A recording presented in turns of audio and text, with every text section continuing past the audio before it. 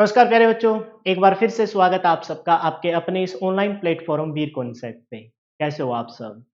उम्मीद व आशा करते हैं कि सब स्वस्थ होंगे, मस्त होंगे और अपनी तैयारी को बहुत बेहतरीन तरीके से कर रहे होंगे। हम कर रहे हैं अपने एग्जाम में सबसे ज़्यादा आने वाला चैप्टर जिसका नाम है ट्रांसफॉर्मर यानी कि परिणामीतर और ये इसकी आज तीसरी क्लास है। इससे पहले 2 क्लासों में मैं आपको कुछ बेसिक जानकारी दे चुका हूँ। उनसे रिलेटेड 2 या 3 मिनट में हम रिवाइज़ करके आगे बढ़ेंगे ताकि पिछला भी रिवीजन हो जाए और नए टॉपिक को समझने में भी आपको दिक्कत ना आए। तो ज़्यादा समय खराब ना करते हुए स्टार्ट करते हैं अपनी क्लास को सरस्वती माता का नाम लेके। जय सरस्वती माँ। और जो बच्चे एचएसएससी सीईटी में खास करके एएलएम एसए और जेईई की जो प्रिपरेशन कर रहे हैं उनके लिए 50 मॉक टेस्ट तैयार कर दिए गए हैं। जो बच्चा इन मॉक टेस्ट को लगाना चाहे तो बहुत ही नॉमिनल चार्ज रखा है। मात्र 99 रुपीज में आप इन बैच को परचेज इस कोर्स को परचेज कर सकते हो, इस मॉक टेस्ट को परचेज कर सकते हो, जिसमें न्यूमेरिकल पोर्शन की एक्सप्लेनेशन, मैथ के क्वेश्चनों की एक्सप्लेनेशन, रीजनिंग के क्वेश्चनों की एक्सप्लेनेशन दे रखी है। साथ में आप जज कर सकते हो कि आपकी तैयारी किस प्रकार से हो रही है और इनके साथ बिल्कुल फ्री ऑफ कॉस्ट 1000 क्वेश्चन आपके कंप्यूटर के, 1000 ये 500 ये 1500 क्वेश्चन आपके कंप्यूटर के कवर हो जाएंगे। 1500 क्वेश्चन आपके हरियाणा जीके के जो सारे के सारे प्रीवियस ईयर के क्वेश्चन हैं और 1500 क्वेश्चन आपकी इंडिया जीके के जो मोस्ट रिपीटेड क्वेश्चन है वो इसके साथ आपको फ्री ऑफ कॉस्ट दिए जा रहे हैं। और इस बैच को इस मतलब मॉक टेस्ट को लगाने का फायदा यह है कि 3500 क्वेश्चन आपके इलेक्ट्रिकल थ्योरी के कवर हो रहे हैं, 1500 क्वेश्चन आपके कंप्यूटर के कवर हो रहे हैं। इन दोनों का वेटेज 70 नंबर की टेक्निकल और 10 नंबर का कंप्यूटर, 80 में से अगर आप इसको मॉक टेस्ट वाले की चीजों को ही अच्छे से कर लेते हो तो 40 क्वेश्चन 45 क्वेश्चन तो थ्योरी में सही हो जाएंगे और 10 में से 7-8 ये क्वेश्चन आपके कंप्यूटर के सही हो जाएंगे। मतलब 50 से 55 का स्कोर आपका मॉक टेस्ट के माध्यम से भी बन सकता है, क्योंकि प्रिपरेशन अपनी जगह है और साथ में जो आपकी मॉक टेस्ट है वो अपनी जगह है। इस क्लास की पीएनजी फाइल आप हमारी ऐप पे जाके, उसका लिंक हमने डिस्क्रिप्शन पे दे रखा है, वीर कॉन्सेप्ट अपनी ऐप है, उस पे जाके इस पीएनजी फाइल को साथ में, मैं बार बार नहीं दिखाऊंगा हर क्लास में, टॉप 200 वन लाइनर क्वेश्चन जिन बच्चों ने पहली दूसरी क्लास देखी होगी उनको पता भी होगा, और 150 प्रीवियस ईयर के कंप्यूटर के क्वेश्चन प्रोवाइड करवाए जा रहे हैं। जैसे ही थ्योरी खत्म हो जाती है वन लाइनर क्वेश्चनों को लगाइए और 150 ये आपके ट्रांसफॉर्मर के क्वेश्चन लगाइए, फिर आप कहेंगे कि अपना चैप्टर अच्छे से पूरा हो चुका। जल्दी से रिवाइज करते हैं। स्टैटिक युक्ति है, कोई भी घूर्णित भाग नहीं है तो दक्षता इसकी 95 से लेकर 98% है और स्टेप अप स्टेप डाउन के तौर पर प्रयोग करते हैं। पिछली क्लास में हमने देखा अगर सेकेंडरी में टर्न की संख्या ज्यादा है तो वो स्टेप अप है, प्राइमरी में टर्न की संख्या ज्यादा है तो वो स्टेप डाउन है।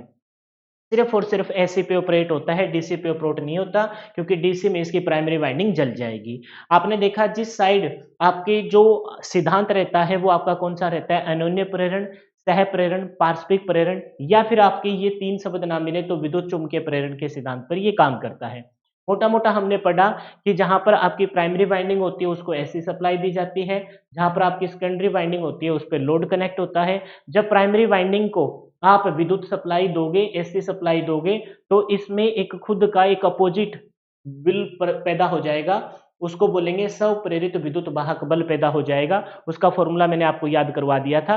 प्राइमरी साइड है तो ईपी से डिनोट करेंगे, नंबर ऑफ टर्न को एनपी से, D five by D T, और ये माइनस का साइन वाला क्वेश्चन पूछा जाता है जो लेंस के नियम के अनुसार है।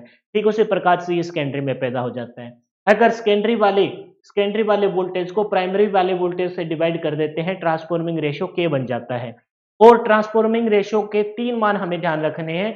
अगर के का मान 1 से ज्यादा है तो स्टेप अप प्रकार का है, ये पेपर में पूछा जाएगा। अगर ट्रांसफॉर्मिंग रेशियो के का मान लेस देन 1 है तो वो स्टेप डाउन प्रकार का ट्रांसफॉर्मर है, और अगर ट्रांसफॉर्मिंग रेशियो के का मान इज इक्वल टू 1 है तो वो ऑटो प्रकार का ट्रांसफॉर्मर है। ये पिछली क्लास में मैं आपको बता चुका हूं। ट्रांसफॉर्मर की संरचना में 4 पार्ट आपको पढ़ने हैं। वाइंडिंग के बारे में अच्छे से आप पढ़ चुके, primary winding, secondary winding. Primary में नंबर ऑफ टर्न की संख्या से ही डिसाइड होती है फ्लक्स, और सेकेंडरी में धारा का जो मान होगा वो वाइंडिंग के मोटाई के ऊपर डिसाइड होता है। लेमिनेटेड कोर आपको पता है सिलिकॉन स्टील की पत्तियों को रिविट करके बनाया जाता है, और लोहे क्रोड की आपकी बनी होती है, लोहे में सिलिकॉन की मात्रा मिलाई जाती है और उनको लेमिनेट किया जाता है ताकि कोर में 2 प्रकार के जो लॉस होते हैं, एडी करंट लॉस और हिस्टैरिसीस लॉस, उनको क्या किया जाए, कम किया जा सके। कंटेनर आपका किस वजह से होता है कि ट्रांसफॉर्मर को ठंडा रखे, शीतलन का काम करता है, क्योंकि इसमें विद्युत रोधी आपका तेल भरा जाता है। और टर्मिनल आपको पता है कि आपके हाई वोल्टेज टर्मिनल और लो वोल्टेज टर्मिनल, वो टर्मिनल जो एसी सप्लाई से जुड़े हो वो हाई वोल्टेज टर्मिनल होते हैं, और डिस्ट्रीब्यूट करने के लिए जो टर्मिनल आपके सेकेंडरी वाइंडिंग से जुड़े हो वो आपके लो वोल्टेज टर्मिनल होते हैं। तो ये सारी बातें मैं आपको पिछली क्लास में बहुत अच्छे से बता चुका हूँ। ये आपको मैंने बताया था कि सिलिकॉन स्टील की पत्तियों को वर्निश करके बनाया जाता है, ठीक है। फिर हमने देखा जो ट्रांसफॉर्मिंग का जो वर्किंग प्रिंसिपल है वो हमने ऑलरेडी पढ़ लिया है कि प्राइमरी वाइंडिंग में हम विद्युत धारा देंगे जिसकी वजह से विद्युत चुम्बकीय क्षेत्र बनेगा, वो विद्युत चुम्बकीय क्षेत्र जाके फ्लक्स के माध्यम से सेकेंडरी वाइंडिंग को काटेगा, तो वहां इलेक्ट्रोमैग्नेटिक फील्ड की वजह से धारा का प्रवाह होगा। ये वर्किंग प्रिंसिपल में हमने अच्छे से कवर कर लिया। उसके बाद ट्रांसफॉर्मरिंग के लाभ आपको पता है, दक्षता बहुत अच्छी है, रख रखाव नहीं होगा क्योंकि विघूर्णित पार्क नहीं है, उच्च वोल्टेज पे काम करता है, संतोषजनक इसकी आउटपुट है, और डीसी की कंपैरिजन में एसी में पारेषण और वितरण आपका क्या रहता है, आसान रहता है। ये ट्रांसफॉर्मर के गुण हमने देखे थे। इसके बाद हमने ट्रांसफॉर्मर का वर्गीकरण किया, तो हमने देखा आउटपुट वोल्टता के आधार पर स्टेप अप स्टेप डाउन, और फिर हमने स्टार्ट कर दिया था कि आपकी इस वाले को लास्ट में पढ़ना है, कोर की संरचना के आधार पर हम 3 प्रकार के पढ़ते हैं जिनको आज इस क्लास में हम डिटेल से पढ़ेंगे, सेल टाइप, कोर टाइप और berry type. Shell type, core type और बेरी टाइप। तो आउटपुट के अनुसार पे हमने पढ़ा स्टेप अप प्रकार का, स्टेप डाउन प्रकार का, ये सारी बातें अच्छे से कवर हो चुकी है। अब हमने ये जो स्टार्ट किया था कोर की संरचना के अनुसार सेल प्रकार का, कोर प्रकार का और बेरी टाइप। बेरी टाइप से कौन सा ट्रांसफॉर्मर जिसकी एफिशिएंसी 100% ऑलमोस्ट 100% रहती है तो वो बेरी टाइप का है। कौन सा ट्रांसफॉर्मर जिसमें मैग्नेटिक फील्ड बहुत अच्छे से बनता है वो बेरी टाइप प्रकार का है। कौन सा ट्रांसफॉर्मर जिसकी मरम्मत करना नामुमकिन है, इम्पॉसिबल है, हो जाएगी लेकिन बहुत ही ज्यादा मुश्किल है, तो वो कौन से प्रकार का है, वो आपका बेरी प्रकार का ट्रांसफॉर्मर है। ठीक है। फिर मैंने आपको बताया कि जो आप संरचना कोर की संरचना के अनुसार पे डिवाइड करते हो, तो लोहे कोर की बनी होती है प्राइमरी वाइंडिंग, लेकिन अगर वो ठोस ना होकर, कहता है कि लोहे कोर ठोस हो तो इसमें 2 प्रकार के लॉसेज आ जाते हैं। एक तो आ जाता है आपका एडी करंट लॉस यानी एडी धारा क्षति, और दूसरा आ जाता है आपका हिस्टोरिसिस लॉसेज। इन लॉसेज को कम करने के लिए हम क्या करते हैं, लेमिनेटेड सिलिकॉन स्टील की कोर बनाते हैं। तो कितना सिलिकॉन मिलाया जाता है उसकी मात्रा को ध्यान रखेंगे, 3.8 से लेकर 4.8% तक, 3.8 से लेकर 4.8 नहीं 4.5% तक, यानी कि 3.8 से लेकर 4.5% तक सिलिकॉन की मात्रा। और जो लेमिनेस किया आपने, वर्निश किया है, उसके ऊपर आपने मोटाई डाली है, उस सिलिकॉन स्टील की पत्तियों पर जो मोटाई डाली है उसकी मोटाई होती है 0.35 से लेकर 0.5 mm, 0.5 mm मतलब मिलीमीटर, है ना। फिर हमने अब यहां से अपने को इस सेशन को आगे बढ़ना है, क्लियर है। तो ये हर क्लास के बिल्कुल स्टार्टिंग में 5 से 7 मिनट में हम पूरा का पूरा रिवाइज करेंगे, और क्लास चाहे 10वीं आ जाएगी, 11वीं आ जाएगी, मैं सारा का सारा चैप्टर आपको ऐसे ही रिवाइज कराऊंगा ताकि बातें बार बार रिपीट होती रहेगी। अब स्टार्ट करते हैं यहां से अपनी क्लास को। अच्छा, सेल प्रकार का ट्रांसफॉर्मर और दूसरा कौन सा है, दूसरा है जी कोर प्रकार का ट्रांसफॉर्मर, है ना। इस कोर वाले को पहले पढ़ते हैं क्योंकि इसमें जो कमियां होगी कोर वाले में, उस कमियों को कहीं ना कहीं दूर करता हुआ नजर आएगा आपका सेल प्रकार का ट्रांसफॉर्मर। तो कोर प्रकार के ट्रांसफॉर्मर को पहले पढ़ना स्टार्ट करते हैं, पढ़िए इसको। कोर प्रकार के ट्रांसफॉर्मर में 2 लिम क्या होती है, वो स्ट्रक्चर जिस पे आपकी वाइंडिंग लगी हो उसको लिम कहते हैं। तो इसके चारों तरफ देखो ये वाइंडिंग लगी है ना, इसके चारों तरफ ये वाइंडिंग लगी है। तो इसमें कितनी लिम नजर आ रही है आपको, इसमें साफ साफ सर 2 लिम नजर आ रही है। कितनी लिम नजर आ रही है, 2 लिम नजर आ रही है। तो आप कहेंगे कोर पर, अच्छा याद कैसे करें, पहचान कैसे करें सर, कोर और सेल की माइंड में पिक्चर कैसे करें। तो कोर किनारा, ऐसे याद कर लो, कोर मतलब किनारा, मतलब दोनों किनारों पर वाइंडिंग होगी, ऐसे याद कर लीजिए। सेल मतलब, सेल आपने देखा होगा पुराने टाइम में जो रेडियो आता था उसके सेल में, सेल कहाँ होता था, बीच में एक ना काली सी एक वो होती थी कोइल, और उसके चारों तरफ ना भर दिया जाता था उसे, है ना, वो भर दिया जाता था, तो वो सेल था। यानी कि बीच में होगी लिम, कोर मतलब किनारों पर लिम, और सेल मतलब बीच में, समझ गए, इस बात को ऐसे याद कर लेंगे। तो कोर मतलब किनारे, किनारे कितने होंगे, 2 साइड होंगे, वैसे कॉर्नर नहीं बोल रहा मैं, किनारा मतलब ये वाले लिम, ये वाले, एक ये, एक लेफ्ट साइड और एक राइट साइड। तो इसमें बोला है कि इसमें कितने लिम होते हैं, इसमें 2 लिम होते हैं भाई। कितने लिम होते हैं, 2 लिम होते हैं, तथा एक फ्लक्स पथ होता है, सिर्फ एक ही फ्लक्स पथ होगा। आप देख लीजिए, ये देखो ये फ्लक्स का पथ घूमता हुआ नजर आ रहा है, आ रहा है ना आपको, ये आप ध्यान से देखोगे तो यहां से फ्लक्स ऐसे घूमती हुई नजर आ रही है, ये फ्लक्स आपकी जाती हुई नजर आ रही है। तो बताइए फ्लक्स को कितने पाथ मिले, फ्लक्स को मात्र एक ही पाथ मिला। कितना पाथ मिला, एक ही पाथ, ये आप दिखाई दे रहे हो, ये देखो फ्लक्स घूमती हुई। तो लिम कितने, 2, और फ्लक्स पाथ कितना, 1। इसमें चुंबकीय लीकेज का मान अधिक होता है, किसके कंपैरिजन में? बाकी जो दो है उनके कंपैरिजन में इसमें चुंबकीय फ्लक्स की लीकेज का मान अधिक होता है। किस वजह से होता है? क्योंकि स्टार्टिंग ही हमने पहली क्लास में देख लिया था कि हम चाहते हैं कि फ्लक्स का निर्माण हो, लेकिन जैसे ही इसमें कुंडली वाहिक किसी भी फैराडे के नियम के अनुसार किसी भी धारावाहिक कुंडली में से जब धारा का प्रवाह करेंगे तो चुंबकीय क्षेत्र बनेगा और उस चुंबकीय क्षेत्र में आपके फ्लक्स का निर्माण होगा। वो फ्लक्स आपका सेकेंडरी वाइंडिंग में जाएगा, उससे पहले ही अपनी इसी वाइंडिंग के अप्लाइड वोल्टेज का विरोध करने लग जाता है, जिसे विरोधी विद्युत वाहक बल कहते हैं। इस वजह से वहां फ्लक्स का लीकेज होगा। तो इसमें चुंबकीय लीकेज का मान अधिक होता है क्योंकि इसमें कोर बाइंडिंग से ढकी होती है, ये इसका कारण है, समझ लीजिए। अच्छा, इसमें ना आपसे ये भी पूछा जाएगा कि कोर टाइप में, सेल टाइप में कौन सी हानि ज्यादा होती है, लोहा हानि होती है या तांबर हानि होती है? इस बात को समझते हैं, पहले थोड़ा सा एक बार समय लेंगे, देखिए समझिए। आप बताइए एक बात मेरे को, आप मेरे को एक बात बताइए कि कोर किसकी बनी होती है? आप सबको पता होगा कि ये जो कोर है सर वो बनी होती है लोहे की। किसकी बनी होती है? लोहे की बनी होती है, जिसमें कुछ मात्रा किसकी मिला दी जाती है? सिलिकॉन की मिला दी जाती है। और वाइंडिंग किसकी की जाती है? सर वाइंडिंग की जाती है तांबर की। किसकी की जाती है? तांबे की, यानी कि ताम्र बाइंडिंग होती है। बाइंडिंग किसकी होती है? ताम्र बाइंडिंग होती है, ताम्र बाइंडिंग है। तो आपकी ये बताइए कि ये जो कोर है वो किससे ढकी हुई है? वाइंडिंग से ढकी हुई है, यानी कि वाइंडिंग ढकी हुई है, यानी कि इस सेल कोर प्रकार के ट्रांसफॉर्मर में आपकी कौन सी हानि ज्यादा होगी? तो हम कहेंगे ताम्र हानि ज्यादा होगी। समझ गए इस बात को? ढकते किससे हैं? जब आप सेल प्रकार का ट्रांसफॉर्मर देखोगे, इससे पहले सेल प्रकार का ट्रांसफॉर्मर देखिए। सेल प्रकार के ट्रांसफॉर्मर में ये वाइंडिंग है, लेकिन ये चारों तरफ किससे कवर है? कोर से कवर है। और कोर किससे किसकी बनी हुई है? लोहे की बनी है। तो कौन सा हानि ज्यादा होगी? जो पार्ट ज्यादा ऊपर की तरफ होगा वही हानि ज्यादा होगी। जो पार्ट ऊपर की तरफ होगा हानि वही होगी। मान के चलो कि आपका मकान है, उस मकान पे धूप बारिश कुछ भी आता है, आंधी तूफान आता है, तो कौन सी अंदरूनी पार्ट को नुकसान होता है या बाहरी पार्ट को? आप कहेंगे सर क्या बात करते हो, ये तो बहुत सिंपल बात है, धूप पड़ेगी, बारिश होगी, मिट्टी आएगी, वो दीवार की बाहर वाली, तो बाहर वाली साइड अपने घर की वो क्या हो जाती है? ज्यादा जल्दी मैली हो जाती है एज कंपेयर टू इनसाइड।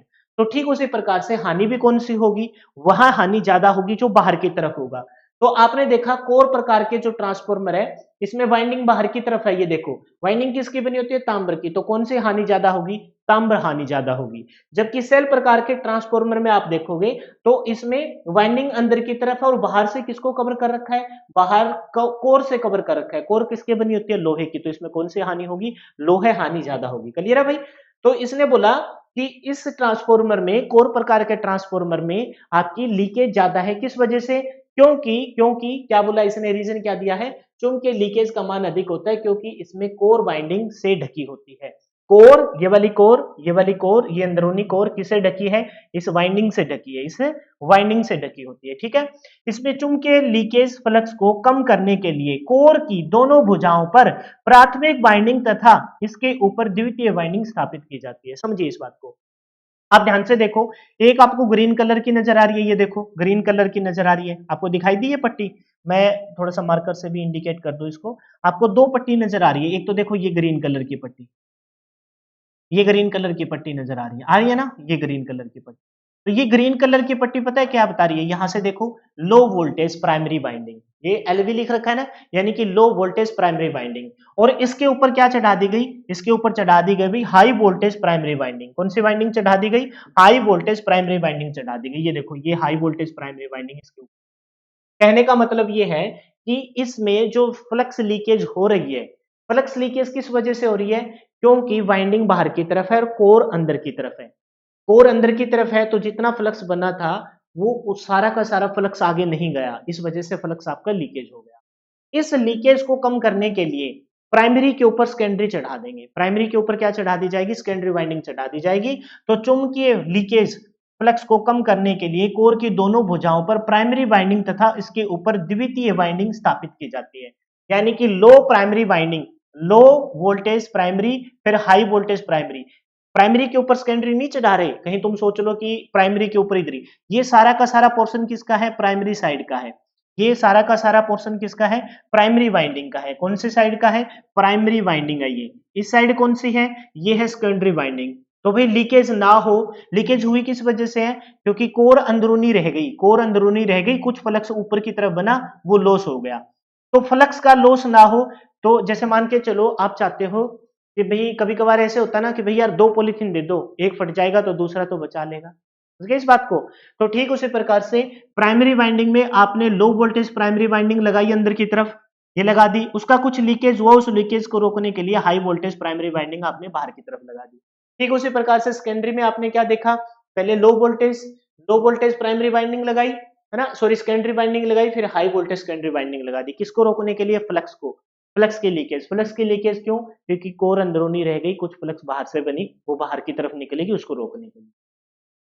निम्न वोल्टा वाइंडिंग को स्टील कोर के पास, निम्न वोल्टा वाइंडिंग लो वोल्टेज वाइंडिंग को स्टील कोर के पास तथा, है ना, और उच्च वोल्टा वाइंडिंग को बाहर की तरफ विद्युत रोधन की मात्रा को कम करने के लिए लगाया जाता है। विद्युत रोधन मतलब फ्लक्स का लीकेज को रोकने के लिए इसको लगाया जाता है, क्योंकि फ्लक्स रोकेंगे तो इसका मतलब हम किसको ज्यादा बनाएंगे, मैग्नेटिक फील्ड, यानी कि धारा का मान बढ़ जाएगा।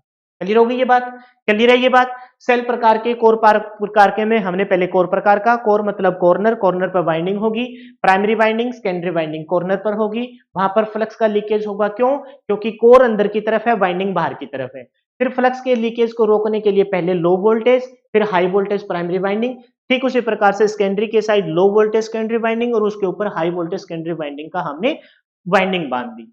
फिर ये ध्यान रखना है कि अंदर की तरफ लो है, बाहर की तरफ आपकी क्या है, हाई है। ये वाली बात आगे आएगी कि ताम्र हानि ज्यादा होती है, क्योंकि वाइंडिंग बाहर की तरफ है, तो बाहर की तरफ जो होगा उसी का लॉस ज्यादा होगा। तो वाइंडिंग बाहर है, वाइंडिंग बनी किसकी होती है, तांबे की, तो ताम्र हानि ज्यादा होगी। और लोहे वाइंडिंग कोर किसके बनी होती है, लोहे की, तो लोहा अंदर की तरफ है, तो लोहे हानि इसमें कम होगी। क्लियर है। अब आगे देखिए, कोर प्रकार के ट्रांसफॉर्मर जो हमने पहले पढ़ा था ना, कि जो ट्रांसफॉर्मर है उसके कुछ अलग अलग शेप है, यू टाइप का, आई टाइप का, एम प्रकार का, ई प्रकार का, एल प्रकार का, जे प्रकार का, सी प्रकार का, वो प्रकार हम अब यहां वन बाय वन करके पढ़ रहे हैं। तो कह रहे हैं कोर प्रकार के ट्रांसफॉर्मर है, उनकी जो शेप होती है प्रकार के ट्रांसफॉर्मर में यू आई, ये देखो यू बना, ध्यान से देखिए, ये देखो ये यू बना, ये देखो ये यू बना, ये यू बन गया, और इसके ऊपर क्या, आई प्रकार का, यू आई प्रकार के। दूसरा कौन सा, एल प्रकार का, ये देखो ये एल बन गया, ये सीधा एल, ये उल्टा एल, है ना। आकृति के स्टैंपिंग के 2 सेट प्रयोग करके आयताकार कोर का निर्माण किया जाता है, क्योंकि हम पढ़ ही किस प्रकार का ट्रांसफॉर्मर रहे हैं, हम ट्रांसफॉर्मर का जो वर्गीकरण कर रहे हैं कोर के आधार पर, तो कोर का ही निर्माण मेन है।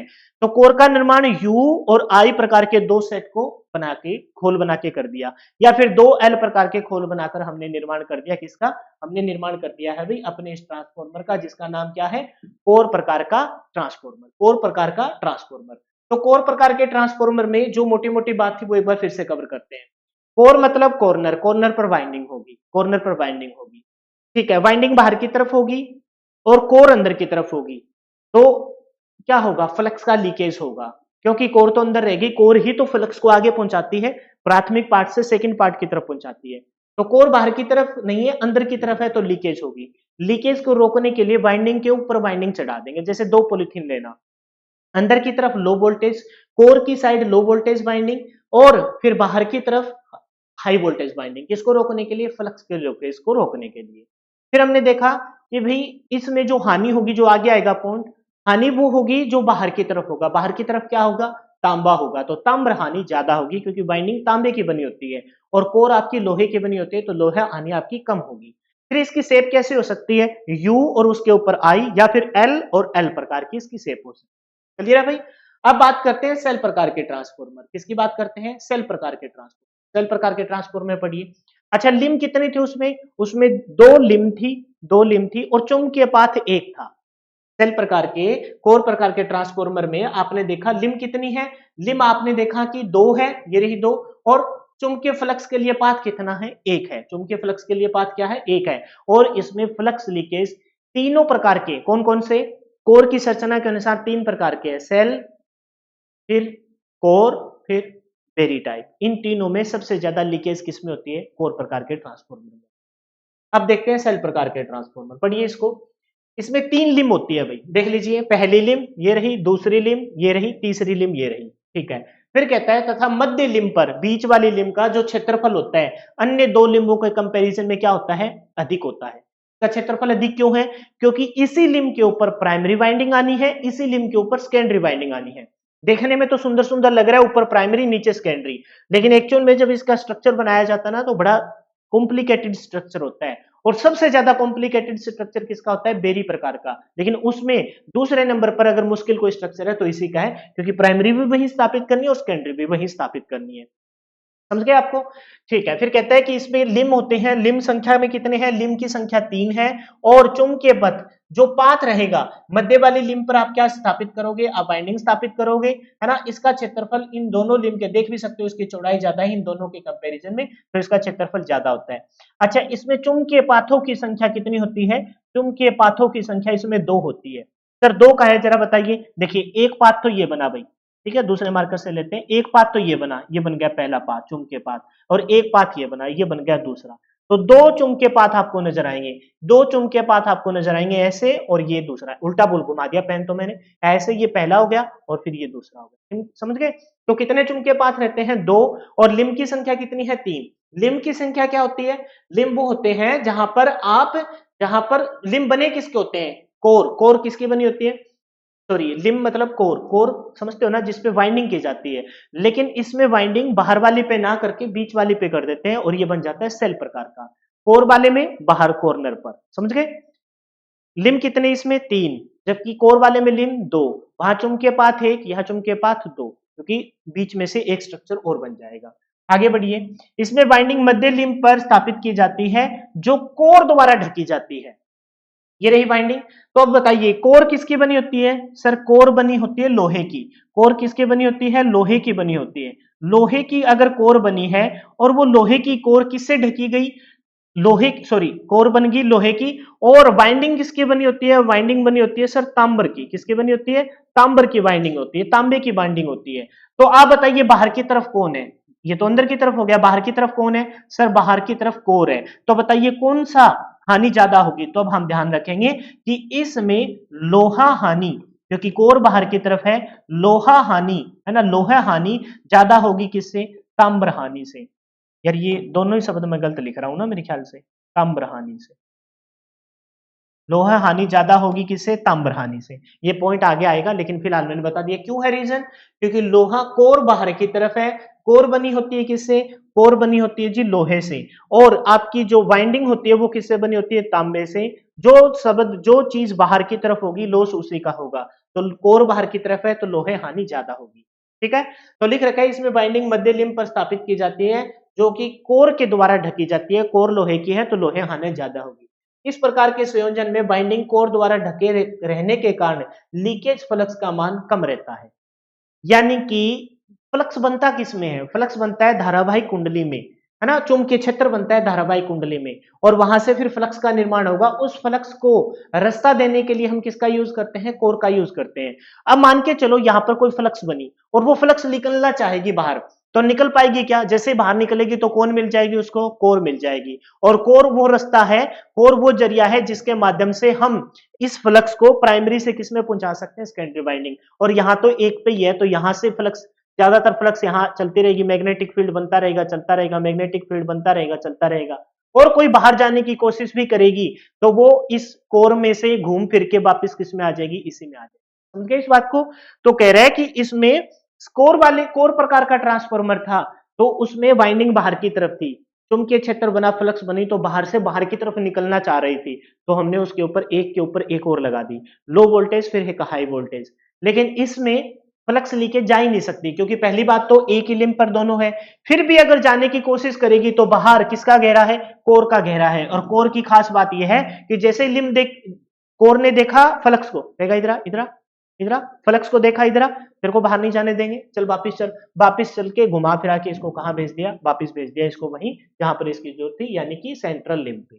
तो बोला है इस प्रकार के संयोजन में वाइंडिंग कोर द्वारा ढकी रहने के कारण लीकेज फ्लक्स का मान कम रहता है, परंतु कोई दोष उत्पन्न हो जाने की स्थिति में, क्योंकि इसका सेकंड सबसे जटिल स्ट्रक्चर है, दोष उत्पन्न हो जाने की स्थिति में दोष का निदान करना भी कठिन हो जाता है, क्योंकि एक ही लिंब पर दोनों बाइंडिंग बना रखी है। समझ गए? और सबसे जटिल किसका है? बेरी प्रकार का। हो जाएगा ये कवर? बहुत बढ़िया। अब देखिए इसका स्ट्रक्चर देख लीजिए, सेल प्रकार के ट्रांसफॉर्मर का जो स्ट्रक्चर है, इस प्रकार के ट्रांसफॉर्मर में ई आई, ये देखो दिखाई देगी आपको, दूसरा मार्क कर लेते हैं। ये देखो ये ई बन गई, ये बन गई ई, और ये क्या बना आई, ई आई प्रकार की एम, ये एम बना भाई, ठीक है, ये एम बना, ये एम बना, एम प्रकार की। और या फिर टी और यू, ये देखो ये टू टी बना और ये यू बना। तो इसका स्ट्रक्चर कौन कौन सा हो सकता है, ई और आई, एम प्रकार का, और टी या यू प्रकार का। पेपर में पूछ लिया जाएगा, बताइए ई आई स्ट्रक्चर किस में यूज करते हैं, कोर टाइप के या सेल टाइप के। बेरी प्रकार का तो होगा ही नहीं, उसमें तो एक ही लिंब पे सारी कुछ धकेल रखा है। तो ध्यान रखना है, सिर्फ आप पकड़ लीजिए कोर प्रकार के, कोर प्रकार वाले को पकड़िए, और बाकियों को इस वाले में तो चाहो तो इसके याद कर लीजिए, चाहे उसके, किसी के याद कर लीजिए। इसको याद करते हो तो ध्यान रखिए बीच वाली लिंब, तो ई प्रकार का स्ट्रक्चर बनाना पड़ा, देखो ये ई प्रकार का बीच वाली लिंब पे बना, ई के ऊपर फिर क्या लगाना पड़ेगा, आई लगाना पड़ेगा, या फिर एम प्रकार का लगाना पड़ेगा। बीच वाली लिंब अपनी मोस्ट इंपॉर्टेंट है, उस पर स्ट्रक्चर बनाना पड़ेगा। फिर टी वाले में भी तो बीच वाले में बना, टी यू बनाना पड़ेगा, समझ गए। तो हमें फोकस करना है कि इसका स्ट्रक्चर बनेगा किस प्रकार से। तो आपको ध्यान रखना है, सेल प्रकार वाले का जो स्ट्रक्चर बनता है उसमें बीच वाली लिंब मस्ट है। तो बीच वाली लिंब किस में आएगी, सर ई को अगर उल्टा लेटा दें ऐसे तो बीच वाली लिंब आ जाएगी, ठीक है, ऊपर आई हो जाएगा। एम का बीच वाला पाया ले लेते हैं, एम कैसे बनेगा, ऐसे बीच वाला। अच्छा फिर टी, टी में भी बीच वाला पाया ले लेते हैं और नीचे लगा देते हैं यू। तो इस प्रकार से आपको आइडिया लगाना है। कोर वाले में जो आपने देखा था, कोर वाले में जो आपने देखा उसमें आपके जो स्ट्रक्चर बने हैं, उस स्ट्रक्चर में आपका एक तो यूआई स्ट्रक्चर है, बीच में कोई लिंब नहीं आई, और आपका एक एल स्ट्रक्चर है, उसमें भी इसके याद कर लेना चाहे उसके याद कर लेना, दोनों आसान है। कोर वाले में बाहर वाले तो यू के दोनों पाए बाहर, यू के दोनों पाए बाहर, एल प्रकार का, एल का इधर एक इधर एल का। फिर उसमें याद करा रहा हूं, सेल वाले में क्या रहेगा, बीच वाला लिंब चाहिए ताकि उस पर बाइंडिंग हम बना सके, तो ई का उल्टा लेटाएंगे ऐसे, ई को, ई का बीच वाला लिंब, ठीक है।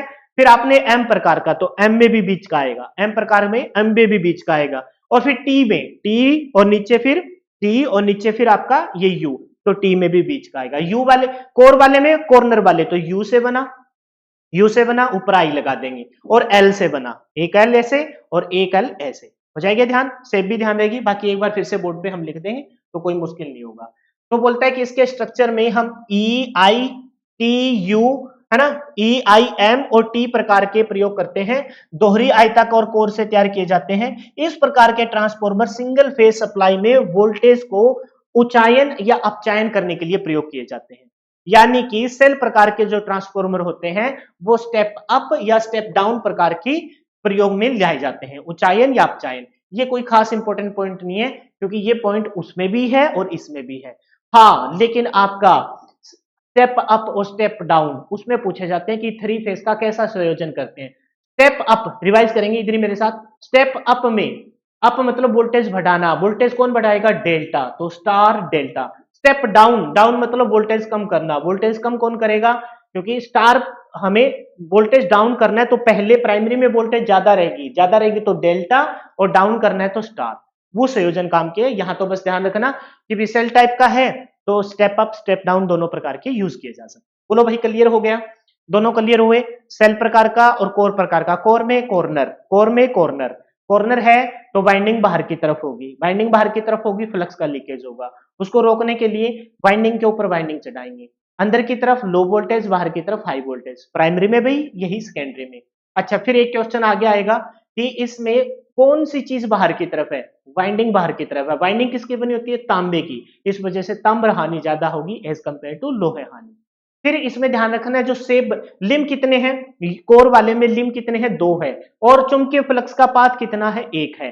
फिर हमने देखा कि इसकी जो सेब बनेगी, बाहर वाले चाहिए तो यू, यू और उसके ऊपर आई, फिर एल ये वाला, और फिर एक ये वाला।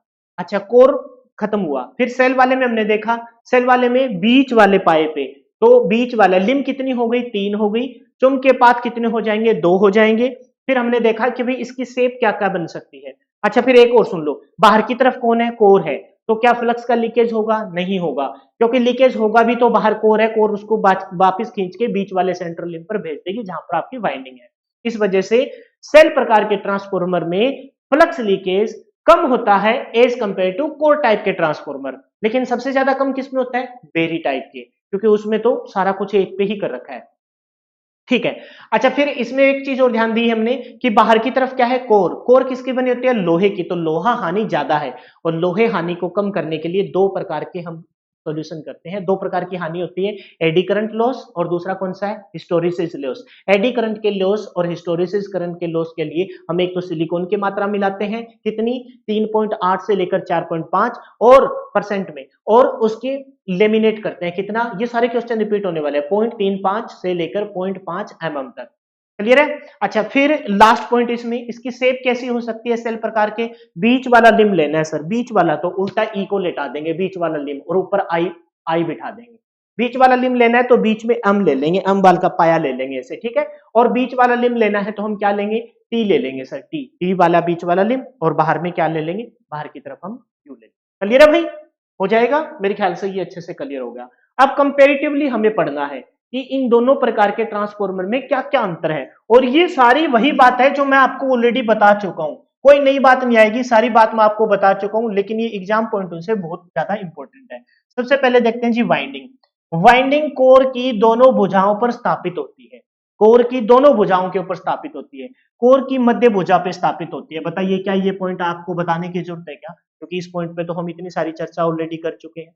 क्या बोला है, वाइंडिंग कहां स्थापित होती है, तो सबसे पहले हम कहेंगे वाइंडिंग स्थापित होती है कोर वाले में। कहां होती है, कोर वाले में वाइंडिंग कोर के दोनों भुजाओं पे स्थापित होती है, और सेल वाले में बीच वाली लिंब पर स्थापित होती है, बीच वाली लिंब पर स्थापित होते हैं। सारे वही पॉइंट आएंगे जो हम एक्सप्लेन करके आए हैं। दूसरा पॉइंट है वाइंडिंग का प्रकार कैसा होगा, इसमें कंस्ट्रक्टिव या बेलनाकार, कोर वाला है तो बाहर की तरफ है, बेलनाकार होगा ऐसे, या कंस्ट्रक्टेड।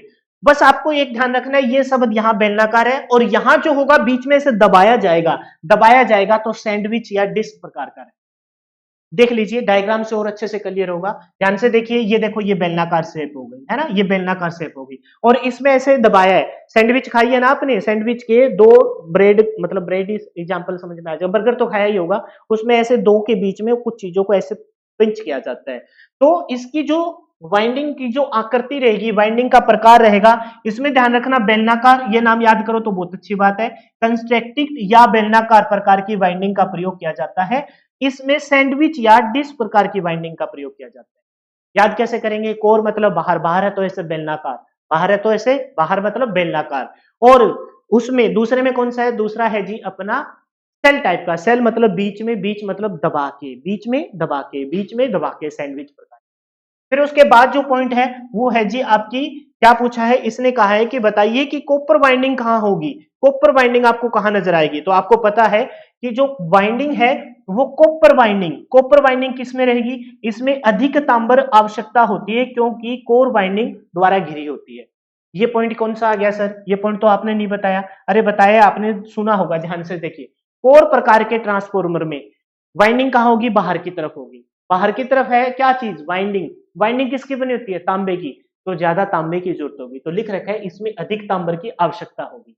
समझ गए इस बात को, कैसे, कोर प्रकार के ट्रांसफॉर्मर में वाइंडिंग कहां होगी, बाहर वाले कॉर्नर पर, कॉर्नर पर लेफ्ट और राइट मतलब लिंब पर, तो बाहर की तरफ कौन है, जो बाहर की तरफ होगा उसकी मात्रा भी ज्यादा होगी, प्लस में उसकी हानि भी ज्यादा होगी, जो बाहर की तरफ होगा उसकी मात्रा भी ज्यादा होगी और उसकी हानि भी ज्यादा होगी। कैसे, बाहर की तरफ आपको दीवार ज्यादा मजबूत करनी होती है, बाहर की तरफ, क्योंकि आपके वहां आंधी आएगा, तूफान आएगा, तो बाहर की तरफ मजबूती देनी होती है ज्यादा, और हानि भी बाहर की तरफ होगी, हानि भी बाहर की तरफ होगी। तो इसमें बोला है, इस पॉइंट में क्या बोला है कि जो आपकी कॉपर बाइंडिंग है, कॉपर बाइंडिंग कहां की तरफ होगी, कोर वाले में बाहर की तरफ, और उसकी ज्यादा जरूरत होगी, इसमें अधिक तांबर की आवश्यकता होती है, क्योंकि कोर बाइंडिंग द्वारा घिरी होती है। कोर है ना जो अंदरूनी, अंदरूनी जो कोर है वो किसके द्वारा घिरी होती है, वाइंडिंग के द्वारा घिरी होती है। और वाइंडिंग बनी किसकी होती है, आप सबको पता होगा, वाइंडिंग जो बनी होती है वो किसकी बनी होती है, तांबर की बनी होती है, तांबे की बनी होती है। तो ये वाइंडिंग तांबे की बनी है, इसका मतलब वाइंडिंग की जरूरत ज्यादा पड़ेगी, वाइंडिंग की जरूरत क्या पड़ेगी जी, ज्यादा पड़ेगी। फिर यहाँ क्या बोला है, इसमें कम तांबर की आवश्यकता होती है, क्योंकि वाइंडिंग कोर के द्वारा घिरी होती है। वाइंडिंग किसके द्वारा घिरी होती है भाई, कोर के द्वारा घिरी होती है। इसमें किसकी कम जरूरत पड़ेगी, इस वाइंडिंग की कम जरूरत पड़ेगी, क्योंकि क्योंकि ये वाइंडिंग बनी किसके, तांबे की, तो कम तांबे की जरूरत पड़ेगी, क्योंकि वाइंडिंग किसके द्वारा घिरी होती है, वाइंडिंग कोर के द्वारा घिरी होती है। बताइए ये पॉइंट क्लियर हो गए तीनों, कोई नए पॉइंट नहीं है, ऑलरेडी बता चुका हूं। वाइंडिंग कैसी होगी, वाइंडिंग आपकी दोनों भुजाओं पे होगी, इसमें क्या रहेगी, बीच वाली भुजा पर होगी। वाइंडिंग का प्रकार क्या होगा, बेलनाकार होगा, यहाँ सैंडविच प्रकार का होगा। कॉपर की ज्यादा कोर वाले में ज्यादा होगी, क्योंकि कोर वाइंडिंग से घिरी है, और यहां वाइंडिंग की कम, तांबर की कम जरूरत होगी। क्यों? क्योंकि वाइंडिंग कोर से घिरी है और कोर लोहे का बना होता है। नेक्स्ट पॉइंट देखिए जो आपको इसमें कवर करने, वही चीज है, कोई नई चीज नहीं है। कह रहा है कि इसकी जो कोर लिम्ब है, इसमें लिम्ब की संख्या 2 होती है, सबको पता है। अरे बाप रे, गलत लिख दिया ये तो। अच्छा ठीक है, लिम्ब की संख्या 2 होती है, मेरे को लगा मैं पढ़ रहा हूं कि इसमें चुंबकीय परिपथ की संख्या 2 होती है। कोर, बस इनको एक बार थोड़ा सा हाईलाइट करूं मैं। इसमें बोला है कि कोर लिम्ब, कितने लिम्ब होती है इसमें? लिम्ब की संख्या 2 होती है। लिम्ब की संख्या बताइए कितनी होती है भाई? इसमें लिम्ब की संख्या 2 होती है। इसमें लिम्ब की संख्या कितनी होती है? लिम्ब की संख्या 1 2 3। इसमें लिम्ब की संख्या कितनी होती है? 3 होती है। इसमें लिम्ब की संख्या कितनी होती है जी? 3 होती है। ठीक है भाई, आप सोचिए कि इनको बनाने में कितनी मेहनत करनी पड़ेगी, कितनी मेहनत करनी होगी, है ना। और मैं इसका जो चार्ज रखा है ना, सच बताऊं, वो चार्ज इस मेहनत के आगे ना, ये सोच लेना कुछ है ही नहीं। इतनी मेहनत इनको बनाने में करनी होगी। ये बने है ना, ये पीपीटी बनाने वालों से पूछिए कि भैया किस प्रकार से इनको एक लाइन में बिठा कर इनको सेट किया गया है। आप देखिए कोई भी लाइन में लगाऊंगा ना, कि किसी भी लाइन में कोई भी अक्षर कटता हुआ नजर नहीं आएगा, और एक एक अक्षर लिखा गया है। ये मत सोचना कि एक साइड कॉपी पेस्ट कर दिया गया, पहले ये वाले शब्द उठाए गए हैं, फिर ये वाले शब्द उठाए गए हैं, फिर ये वाले शब्द उठाए गए हैं, और पीपीटी पे बनाया गया है इनको। तो बहुत ज्यादा मेहनत करनी पड़ी है, और वो मेहनत सिर्फ आप लोगों के लिए। बस इस मेहनत का हक अदा कर देना। आप बस इसको मेरे साथ पढ़ते रहिए, और मैं जो कहता हूं कि भाई क्लास के जस्ट बाद पीडीएफ को पढ़ लेना, इतना काम कर लीजिए। मैं इस वजह से नहीं कह रहा कि आपको परचेज करनी पड़ेगी, वो मेरा कोई फायदा हो जाएगा, वो फायदा मेरा पास आएगा ही नहीं, वो फायदा कहीं और जाएगा। लेकिन मैं ये कह रहा हूं कि भाई इसको पढ़ने का बेनिफिट ये रहेगा कि भाई आपका हाथों हाथ रिवीजन हो जाएगा, हाथों हाथ रिवीजन हो जाएगा, और फिर ये माइंड सेट में हो गए, और निकलने की थोड़ी कोशिश भी करेंगे तो मैं अगली क्लास के आते ही रिपीट कर दूंगा। चुंबकीय परिपथ देखिए, कह रहे हैं कि चुंबकीय परिपथ है ना, इसमें कितने रहेंगे? इसमें एकल चुंबकीय परिपथ होगा। इसमें एकल चुंबकीय परिपथ एक संघार, एक श्रृंखला में स्थापित हो जाएगा। इसमें कितने रहेंगे? इसमें डबल चुंबकीय परिपथ समांतर रूप से, समांतर मतलब कैसे? ऐसे लगातार समांतर चलेंगे, ऐसे ये एक दूसरे के पैरेलल चलेंगे। तो कुल मिलाकर हमारा ये क्लियर हुआ। और क्लियर क्या क्या हुआ कि भाई इसमें कोर लिम्ब कितनी है? इसमें कोर लिम्ब 2 है, इसमें कोर लिम्ब 3 है, इसमें चुंबकीय परिपथ की संख्या 1 है, इसमें चुंबकीय परिपथ की संख्या कितनी है? 2 है। बोलो यहां तक किसी को कोई समस्या हो जाएगा? कोई समस्या है तो बताइए। कोई समस्या नहीं, आगे बढ़िए। क्या बोला है नेक्स्ट पॉइंट पे? क्या है? कोर प्रकार के ट्रांसफार्मर में जो वोल्टेज का प्रचलन है, और सेल प्रकार के ट्रांसफार्मर में जो वोल्टेज का प्रचलन है, उसके बारे में 2 पॉइंट लिख रखे हैं, उसको ध्यान से समझिए। सामान्यतः उच्च वोल्टेज के लिए इसका प्रयोग किया जाता है। उच्च वोल्टेज, क्योंकि क्योंकि सुनो, देखो सेल प्रकार का हो या कोर प्रकार का, ये कोई पॉइंट पेपर में बनेगा नहीं, लेकिन फिर भी मैं एक्सप्लेन करूंगा, आप समझने की कोशिश करो। कोर प्रकार के ट्रांसफार्मर में हम यूज करते हैं कैसे कि भाई प्राइमरी में वाइंडिंग की संख्या कम कर दो, सेकेंडरी में बढ़ा दो, वोल्टेज बढ़ गई। या फिर प्राइमरी में टर्न की संख्या, प्राइमरी में टर्न की संख्या, मैंने पीछे कुछ गलत बोल दिया शायद, फिर से सुनो। प्राइमरी में टर्न की संख्या कम कर दो, सेकेंडरी में बढ़ा दो, वोल्टेज बढ़ गई। वोल्टेज बढ़ी ना। प्राइमरी में टर्न की संख्या ज्यादा कर दो, सेकेंडरी में टर्न की संख्या कम कर दो, वोल्टेज घट गई। लेकिन घटी है तो इस साइड तो बढ़ी होगी। तो कहीं ना कहीं कोर प्रकार के ट्रांसफार्मर में वाइंडिंग की संख्या बढ़ाने या घटाने से प्राइमरी साइड बढ़ाएंगे तो स्टेप डाउन, सेकेंडरी साइड बढ़ाएंगे तो स्टेप अप, क्या? वोल्टेज। लेकिन एक साइड बढ़ेगा, दूसरी साइड घटेगा, दूसरी साइड घटेगा तो पहली साइड क्या हो जाएगा? बढ़ेगा। तो कहीं ना कहीं क्या बढ़ रहा है? वोल्टेज। तो कोर प्रकार की ट्रांसफार्मर सामान्यतः उच्च वोल्टेज पे इसका प्रयोग किया जाता है, सामान्यतः निम्न तथा मध्य वोल्टेज पे इसका प्रयोग किया जाता है। तो मेरे ख्याल से ये पॉइंट आपको क्लियर हो गया होगा, क्योंकि कोर वाले ट्रांसफार्मर में वोल्टेज का मान बढ़ाया या घटाया जा सकता है, किसकी सहायता से? नंबर ऑफ टर्न की संख्या से। लेकिन सेल प्रकार के ट्रांसफार्मर में सेंट्रल लिम्ब पर दोनों वाइंडिंग सैंडविच प्रकार की है, तो उसमें टर्न की संख्या बढ़ाई या घटाई नहीं जा सकती। नेक्स्ट पॉइंट देखिए, इंसुलेशन। इसमें इंसुलेशन अधिक की आवश्यकता होती है। क्यों? क्योंकि वोल्टेज बढ़ाना है, घटाना है, जहां वोल्टेज बढ़ेगा तो वहां पर आपको क्या करना पड़ेगा? नंबर ऑफ टर्न बढ़ाना पड़ेगा। नंबर ऑफ टर्न बढ़ाएंगे तो कोर पे इंसुलेशन की मात्रा बढ़ानी पड़ेगी। क्या मतलब है सर इस बात का? समझो, एक बार फिर से सुनो। मैंने क्या कहा? वोल्टेज किसकी ज्यादा या कम? कोर प्रकार के। तो कोर प्रकार के ट्रांसफार्मर में आप वोल्टेज कम ज्यादा कैसे करते हैं? नंबर ऑफ टर्न की संख्या को बढ़ाकर। नंबर ऑफ टर्न की संख्या किस पे बढ़ाते हैं? कोर के ऊपर, कोर के ऊपर अगर आप नंबर ऑफ टर्न की संख्या बढ़ा रहे हैं, मतलब वोल्टेज बढ़ा रहे हैं, उच्च वोल्टेज आएगा, तो वहां पर लेमिनेशन जो किया है उच्च वोल्टेज पर आपका हल्का फुल्का लेमिनेशन हट जाएगा। और अगर लेमिनेशन हट गया तो कोर में दो प्रकार के लॉसेज जो मैंने बताए थे उसमें से एक प्रकार का लॉस एंटर कर जाएगा। समझ गए इस बात को?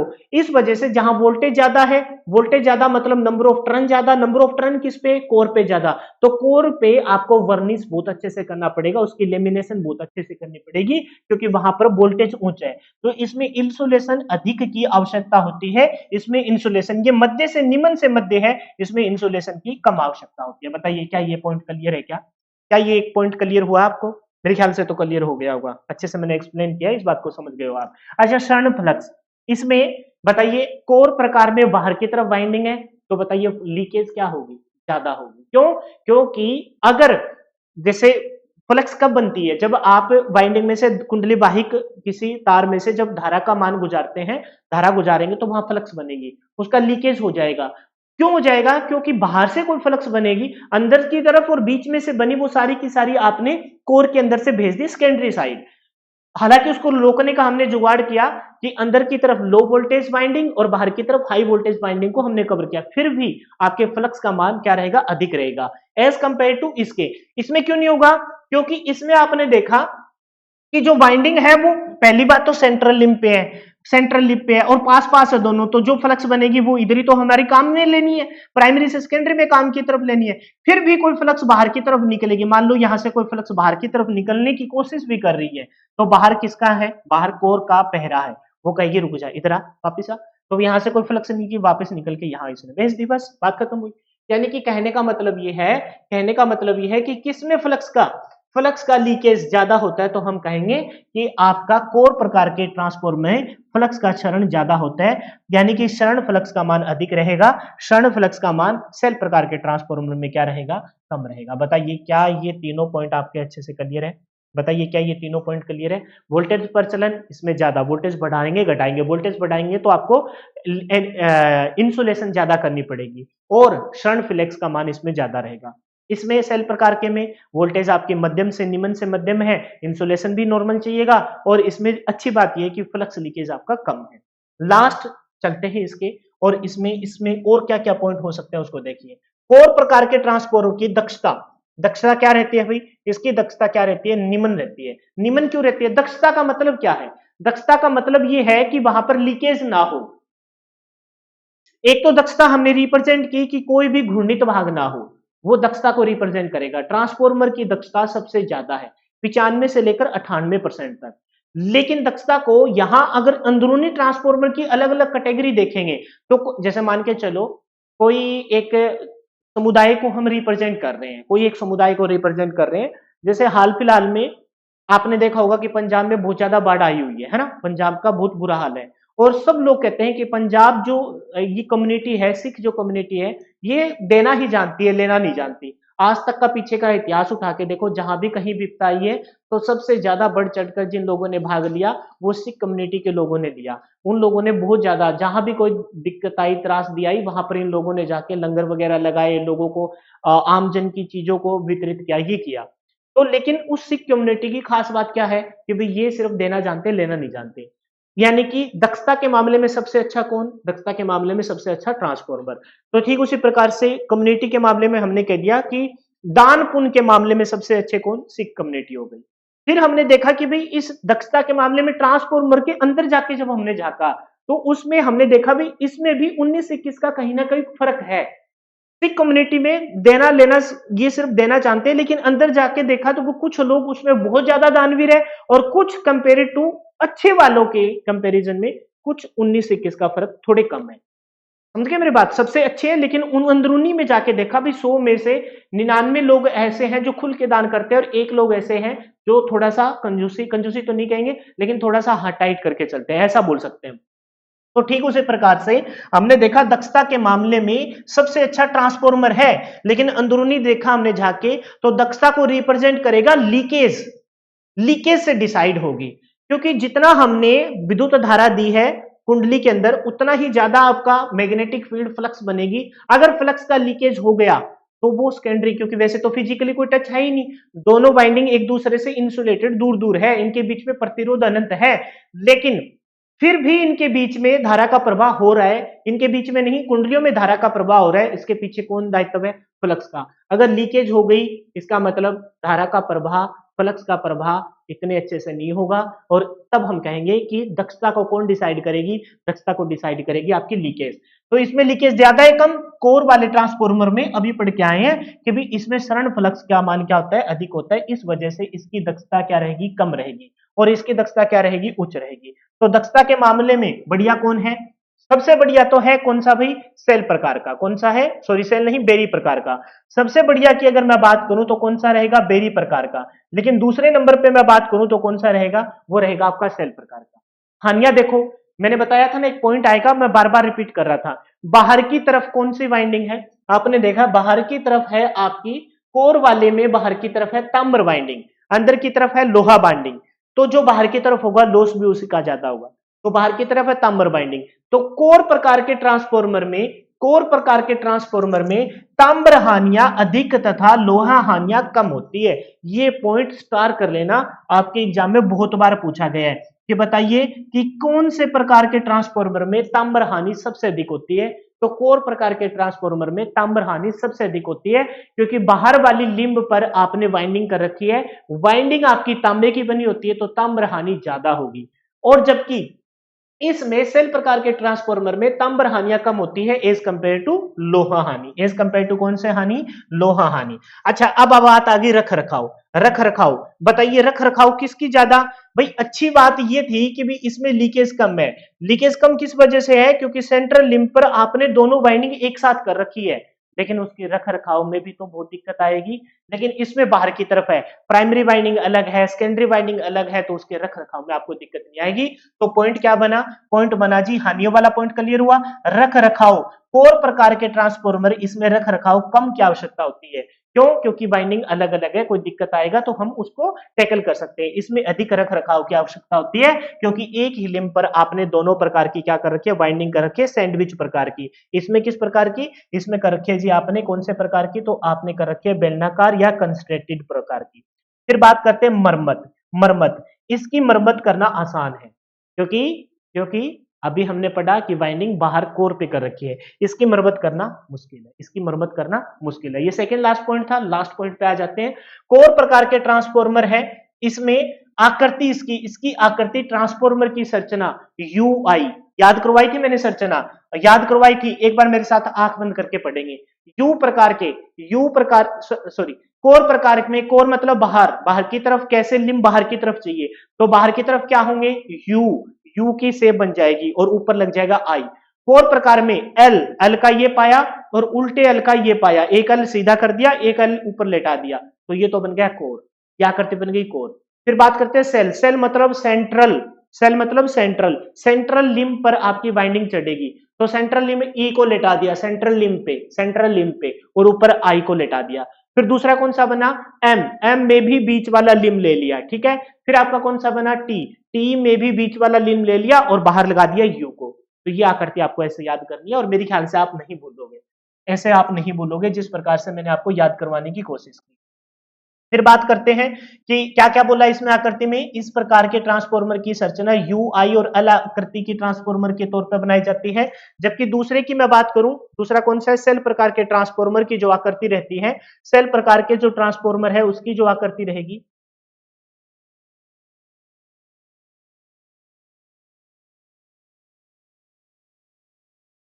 ठीक है। तो क्या कह रहे हैं कि सेल प्रकार के जो ट्रांसफॉर्मर है उसमें जो आकृति बनाएंगे आप कोर की, वो क्या रहेगी? ई आई, है ना, ई आई, ई को ऐसे लिटाना है नीचे की तरफ, एम और टी यू आकृति की कोर स्टेपिंग, स्टेपिंग का प्रयोग किया जाता है। बिजली उत्पादन के मामले में बताइए, बिजली उत्पादन के मामले में यह कम आउटपुट पावर देता है, क्योंकि इसमें लॉसेस है, इसकी दक्षता कम हो जाती है। यह उच्च आउटपुट शक्ति प्रदान करता है। फिर लास्ट पॉइंट आ गया, और लास्ट पॉइंट कौन सा है? कोर का क्षेत्रफल। आपको मैंने पहले ही बता दिया था, जहां एक ही वाइंडिंग, एक ही लिंब पर आपको दोनों प्रकार की वाइंडिंग बनानी पड़ रही है, तो उसके कोर का क्षेत्रफल आपको क्या करना पड़ेगा? बड़ा करना पड़ेगा। तो कोर की मध्य भुजा का क्षेत्रफल अन्य दो भुजाओं से दोगुना होता है, अन्य दो भुजाओं से दो गुना होता है। मान के चलो कि बाहर वाली दोनों भुजाओं का जो क्षेत्रफल है, वैसे रफली बता रहा हूं, 2 mm का बनाया है, तो बीच वाली का कितना बनाना पड़ेगा, 4 बनाना पड़ेगा। समझ गए? ये कोई पॉइंट पेपर में पूछा नहीं जाता, लेकिन मैं आपको बस याद करवा रहा हूं। कैसे याद रखेंगे कि बताइए किसका कोर का क्षेत्रफल ज्यादा होगा? उसका ज्यादा होगा भाई जिसपे एक ही लिंब पर आपने दोनों बाइंडिंग कर दी। किसपे? सेल वाले में। तो सेल वाली की सेंट्रल लिंब पर आपने दोनों बाइंडिंग की है, तो उस कोर का क्षेत्रफल बाहर वाली दोनों कोर के क्षेत्रफल से क्या होगा, 2 गुना होगा। कोर का क्षेत्रफल दोनों भुजाओं के क्षेत्रफल के समान होता है, दोनों भुजाओं का क्षेत्रफल का क्या रहेगा, समान रहेगा। तो ये था भाई आपका कंपैरिजन किसका, कोर टाइप के ट्रांसफॉर्मर और सेल प्रकार के ट्रांसफॉर्मर का। ठीक है, अब एक बार पानी पिएंगे भाई। ठीक है, लीजिए। अब जो आप आगे पढ़ोगे वो कौन सा रहेगा, वो कौन सा रहेगा जी, वो रहेगा आपका बेरी प्रकार का ट्रांसफॉर्मर। बेरी प्रकार का ट्रांसफॉर्मर। आपके कौन कौन से पॉइंट क्लियर हुए? ट्रांसफॉर्मर में हमने कंपैरिजन स्टार्ट किया तो वाइंडिंग, वाइंडिंग के प्रकार, कॉपर वाइंडिंग, सारे पॉइंट मैं अच्छे से याद करवा चुका। फिर आपको मैंने बताया कोर का लिंब, फिर आपके चुंबकीय परिपथ, फिर आपका क्या रहा, वोल्टेज प्रचलन। जिसका वोल्टेज ज्यादा है वहां इंसुलेशन की ज्यादा जरूरत पड़ेगी और वहां क्षरण फ्लक्स ज्यादा है क्योंकि बाइंडिंग बाहर की तरफ है। दक्षता के मामले में जिसकी लीकेज ज्यादा होगी वो कम रहेगा। हानियां, इसमें ताम्र हानि ज्यादा होगी, इसमें लोहा हानि ज्यादा होगी। इसके रख रखाव में कम आवश्यकता है, इसके रख रखाव की ज्यादा आवश्यकता है। इसकी मरम्मत करना आसान है, इसकी मरम्मत करना मुश्किल है। और फिर लास्ट पॉइंट में हमने देखा इसकी आकृति कौन कौन सी है। इसमें बिजली का उत्पादन क्या रहेगा, कम रहेगा, और इसमें आउटपुट है ना वो उच्च रहेगी। इसकी कोर का क्षेत्रफल दोनों का बराबर रहता है। इसमें सेंट्रल लिंब का क्षेत्रफल बाहर वाली दोनों लिंब के क्षेत्रफल से क्या रहता है, आपका दुगुना रहता है। ठीक है, कोर का मध्य वाली भुजा का क्षेत्रफल दुगुना रहता है। अब आगे चलेंगे बेरी प्रकार के ट्रांसफॉर्मर। एक बार आप इसे देख लीजिए, निहार लीजिए, तब तक मैं वीडियो को रोक के पानी पीना। ठीक है, ठीक है भाई। अब करते हैं बेरी प्रकार का ट्रांसफॉर्मर। ठीक है, नीचे से थोड़ा कट गया।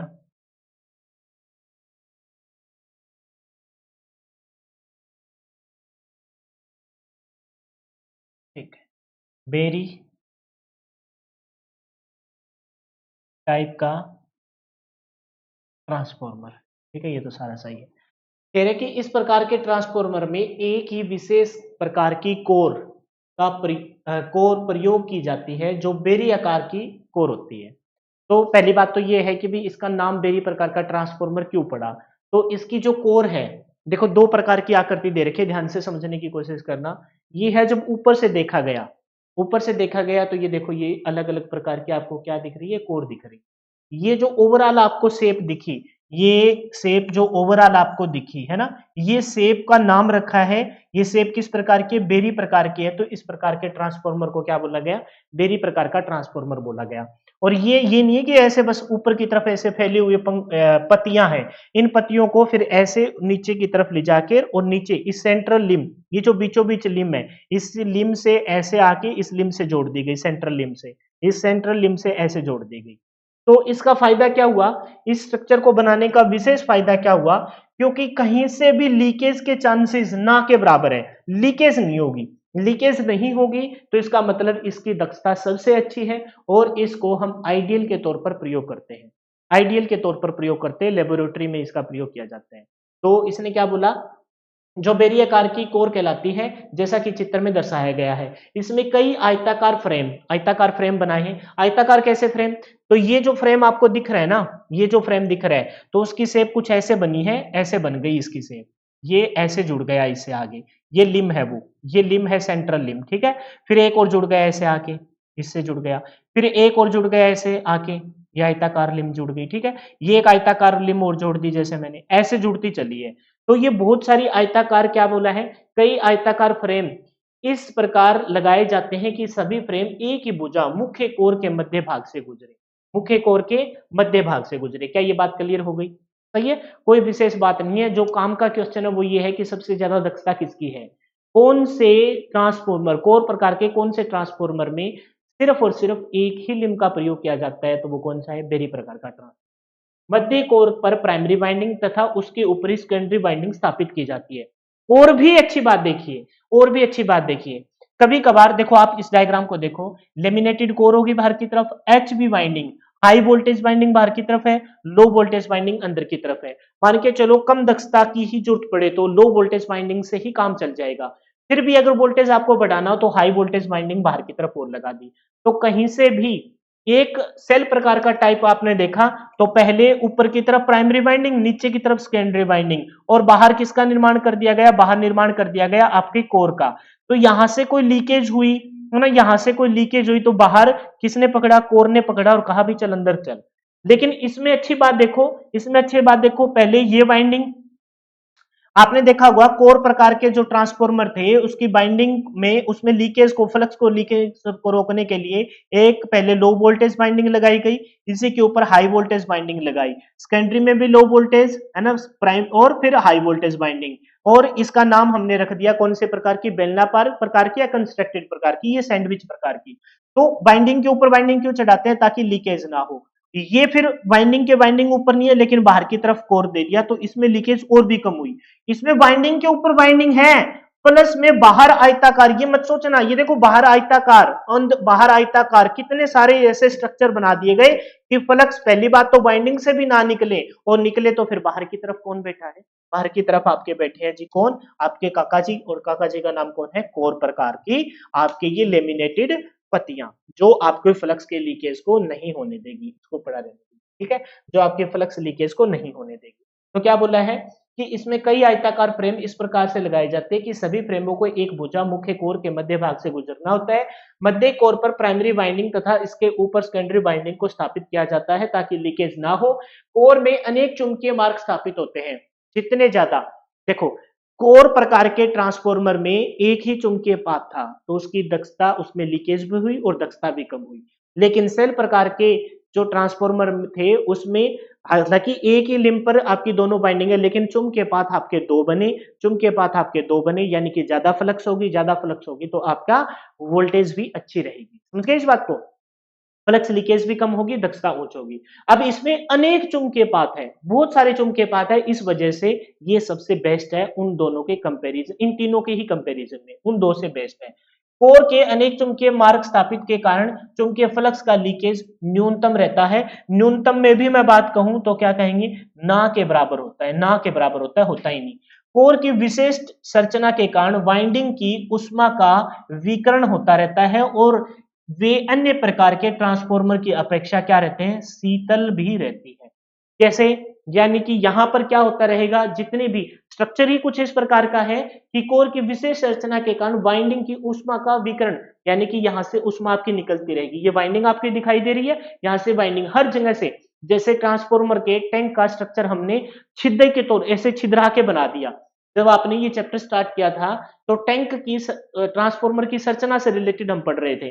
मैंने कहा था कि भाई ये जो ट्रांसफॉर्मर की संरचना है ना, ट्रांसफॉर्मर का जो कंटेनर है, टैंक है, वो इसको ठंडे रखने का काम करता है, क्योंकि इसकी शेप भी देखो कैसे बना रखी है। तो ठीक इसी प्रकार से जब हमने इसमें देखा कि भाई जो ये बेरी प्रकार का ट्रांसफॉर्मर है, इस बेरी प्रकार के ट्रांसफॉर्मर में कुछ आकृति ऐसे बन गई कि यहाँ जो भी उष्मा होगी वो निकलती रहेगी, तो ये शीतल ठंडा भी रहता है, प्लस में इसकी दक्षता भी उच्च है, प्लस में इसमें कोई लॉस भी नहीं है क्योंकि इसमें चुंबकीय पाथ ही इतने सारे बन गए।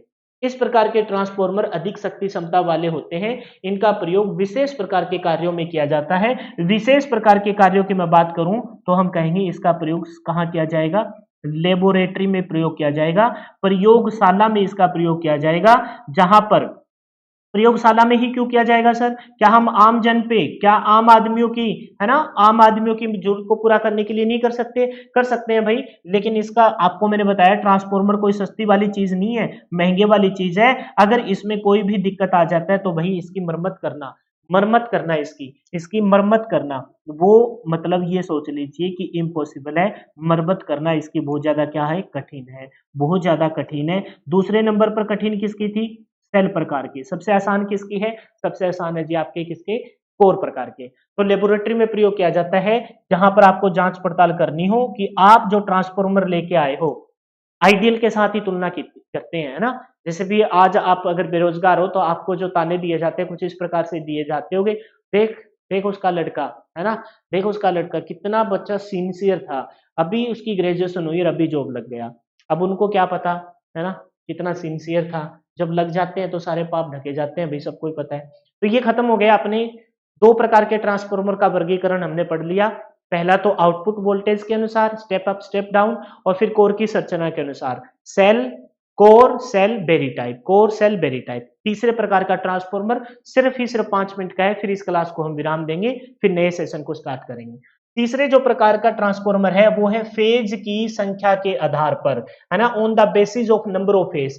तो दो प्रकार के फेज आप पढ़ते हो, सिंगल फेज और थ्री फेज, सिंगल फेज और थ्री फेज। गांव में ना एक ये धारणा है, सिंगल फेज सप्लाई नहीं आ रही तो दो दो फेज सप्लाई दे दो।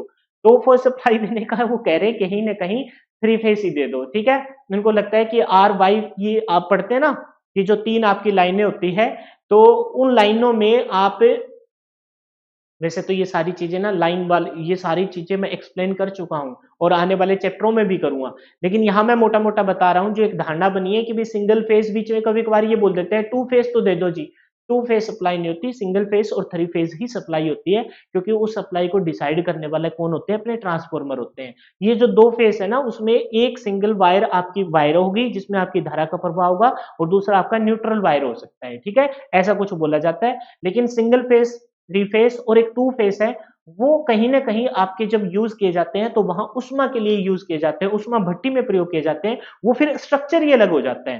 फिलहाल आपको ध्यान रखना है, फेज के अनुसार सिंगल फेज ट्रांसफॉर्मर कौन सा रहेगा, सिंगल फेज ट्रांसफॉर्मर, और आपका कौन सा रहेगा, थ्री फेज ट्रांसफॉर्मर रहेगा। इससे कोई विशेष क्वेश्चन नहीं बनेगा, लेकिन जो क्वेश्चन बनेगा वो आएगा थोड़ी देर में। सिंगल फेज ट्रांसफॉर्मर और थ्री फेज ट्रांसफॉर्मर है, वो प्रयोग कहाँ किए जाते हैं, वो क्वेश्चन बन जाएगा। एक बार डायग्राम देख लीजिए, एक बार डायग्राम देख लीजिए, और जहां से ये उठाया गया है वहां की स्टेप को ये बनाता।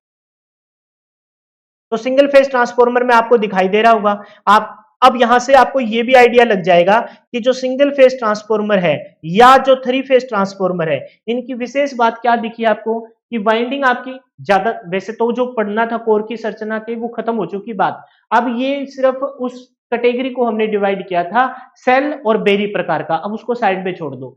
बाकी जितना भी ट्रांसफॉर्मर हम पढ़ते हैं वो पढ़ते हैं कोर प्रकार के ट्रांसफॉर्मर। तो कोर कैसे, प्राइमरी में बाइंडिंग, सेकेंडरी में बाइंडिंग।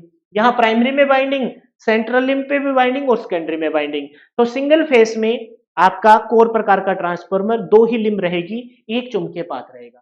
तो बोला है कि प्राइमरी करंट, ये प्राइमरी वाइंडिंग हो गई, ये आपकी सेकेंडरी वाइंडिंग हो गई, यहां से आपका प्राइमरी करंट आएगा, यहां से आपका सेकेंडरी करंट आएगा। समझ गए इस बात को। बाकी स्ट्रक्चर आपने सारा ऑलरेडी पढ़ चुका है कि यहां से धारा का प्रभाव होगा, फ्लक्स बनती हुई नजर आ रही है, आगे जाती हुई जा रही है, ये मैग्नेटिक फ्लक्स जिसको फाई एम से डिनोट कर रखा है।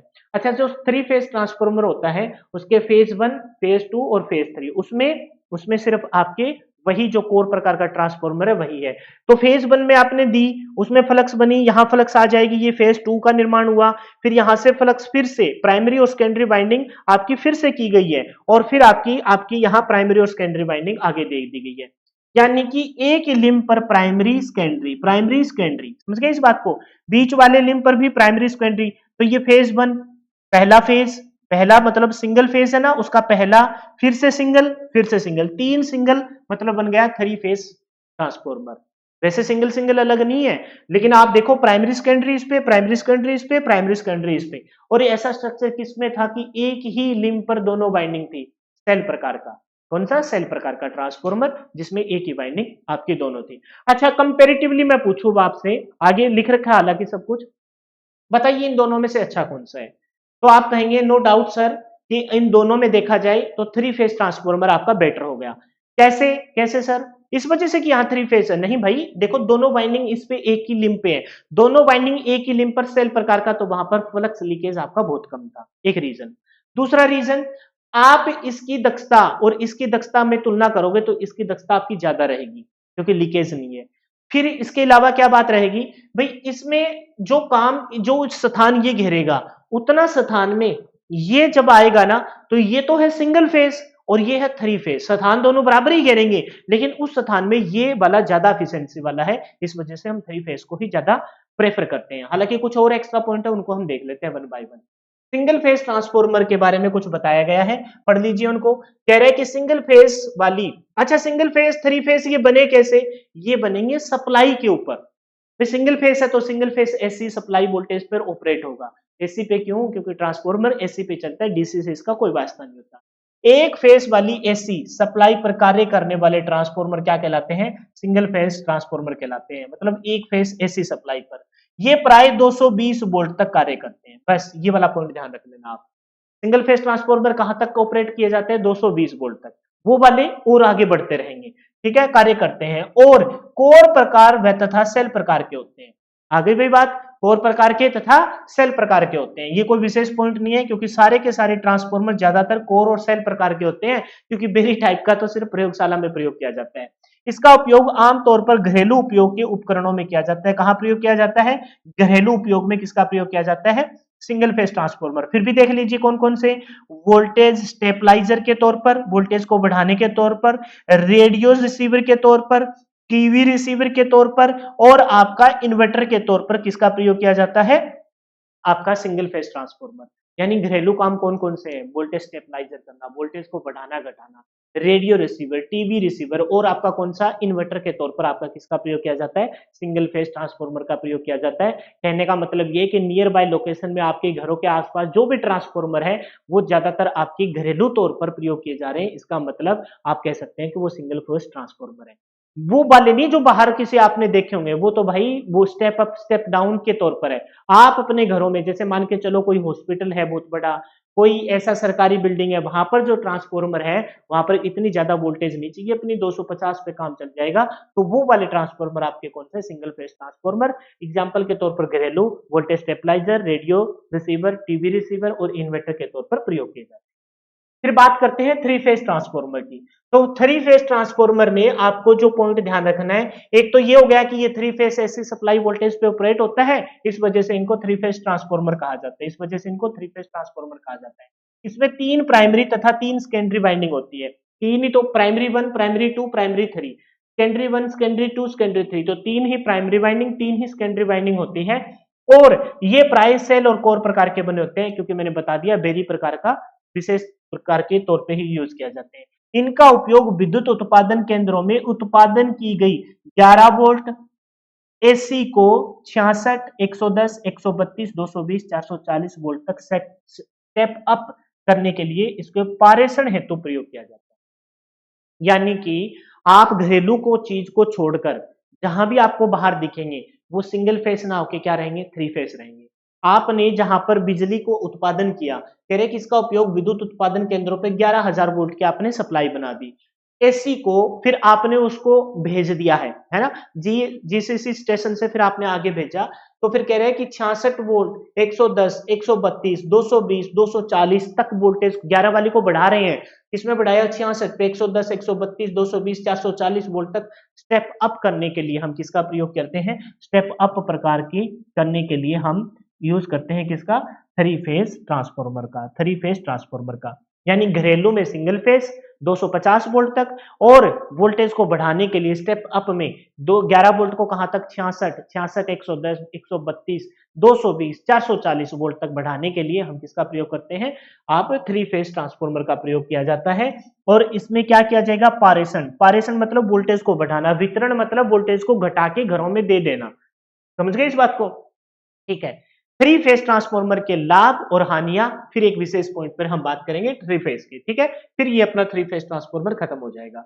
तो थ्री फेज ट्रांसफॉर्मर के लाभ देखिए पहले। ये भार में हल्के होते हैं, है ना?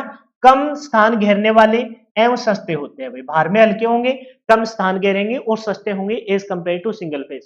क्योंकि सिंगल फेज जो काम थ्री फेज अकेला कर रहा है, उस काम को करने के लिए तीन सिंगल फेज के ट्रांसफॉर्मर अलग अलग लगाने पड़ेंगे। तो वो तीन जब लगाएंगे, एक तो स्थान ज्यादा घेरेंगे, दूसरी बात भार में भी ज्यादा होंगे, कॉस्टली भी ज्यादा पड़ेंगे। वो कह रहे हैं कि तीन परिणामीतर के स्थान पर केवल एक ही परिणामीतर का अनुसरण कार्य करना होता है। यानी कि तीन का रख रखाव करना, तीन की वर्किंग प्रिंसिपल को समझना, इससे अच्छा हम एक ही परिणामीतर का अनुरक्षण कर लेंगे। यानी कि तीन वाला काम एक ही कर रहे हैं। ऐसे समझो तीन छोटे छोटे बच्चों को संभालना और एक बच्चे को संभालना, तो तीनों के लिए नियम कायदे कानून बना के और उनकी देख रेख करना बेबी सिटर के लिए एक टाइम में बहुत मुश्किल होता है। और बेबी सिटर के लिए मतलब जो बच्चों की देखभाल करनी होती है, एक पे ही अपने सारे अच्छे से सेटअप कर लिया। तीन सिंगल फेज परिणामीतर की तुलना में एक थ्री फेज परिणामीतर की स्थापना सरल कार्य है, ठीक है? हानि क्या है? तीन फेज परिणामीतर की जो हानियां है, तीन सिंगल फेज परिणामीतर में से एक परिणामीतर अगर खराब हो जाए तो भाई सारे को एक साथ रिपेयर करना होता है, क्योंकि ये थोड़ी ना कि भाई तीन अलग अलग को मिला के एक नहीं बना।